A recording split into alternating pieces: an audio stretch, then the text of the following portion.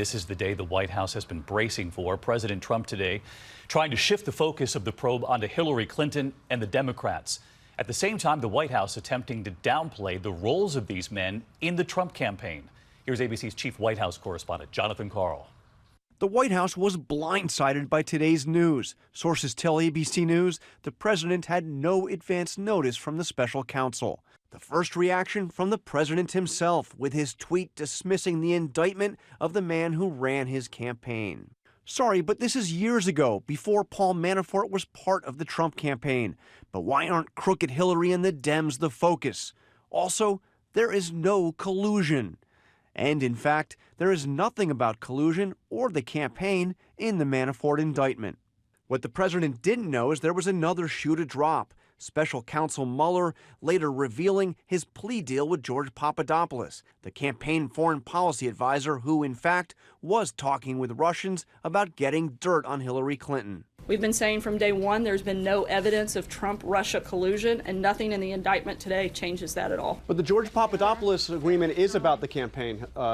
It is specifically about the campaign. It has nothing to do with the activities of the campaign. It has to do with his failure to tell the truth. Sanders said Papadopoulos had an extremely limited role in the campaign.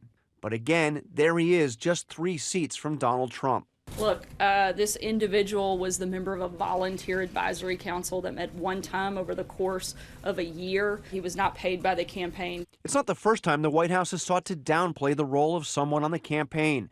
This is what they said about Paul Manafort, who spent 5 months on Team Trump, including 3 as campaign chairman. Obviously, there's been this discussion of Paul Manafort, who played a very limited role for a very limited amount of time, but beyond... He was the chairman of the campaign. Jonathan, hold on. Can you stop interrupting other But Paul Manafort didn't play a limited role. Jonathan, somebody's asking a question. It's not your press briefing. As the White House downplays Mueller's indictments, the president himself is making the case that the real subject of the Russia investigation should be Hillary Clinton. The president tweeting Sunday, "There is so much guilt by Democrats, Clinton, and now the facts are pouring out. Do something." And what will the president do if Mueller continues to focus on his associates and not Clinton's?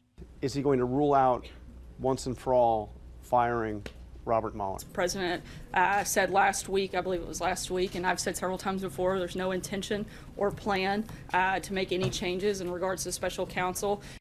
No intention or plan to fire Robert Mueller. Careful words there. John Karl with us live from the White House, because, John, you also asked something else. White House Press Secretary Sarah Sanders was asked whether President Trump would consider pardoning Paul Manafort at some point. How did she answer?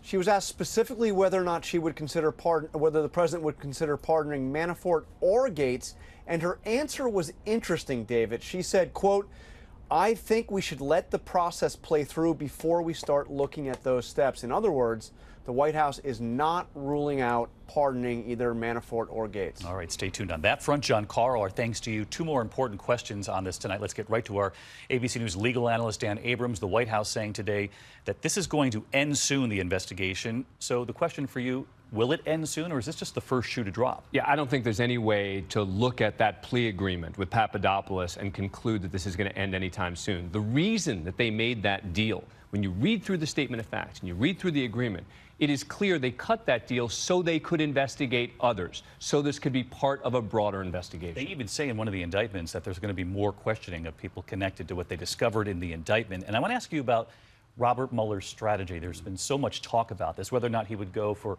the little fish first and try to get them to flip, or does he go for big names first? Well, it's clear he's going for the little fish first. Papadopoulos is a great example of that. Very small fish, but someone with potentially relevant information. The question's going to be, do you also view Manafort and Gates that way? Are they trying to put pressure on them to turn in an effort to get information on Heyer and others in the campaign? All right, Dan Abrams, every step of the way with us here. Dan, thank you. Hi, everyone. George Stephanopoulos here. Thanks for checking out the ABC News YouTube channel. If you'd like to get more videos, show highlights, and watch live event coverage, click on the right over here to subscribe to our channel. And don't forget to download the ABC News app for breaking news alerts. Thanks for watching.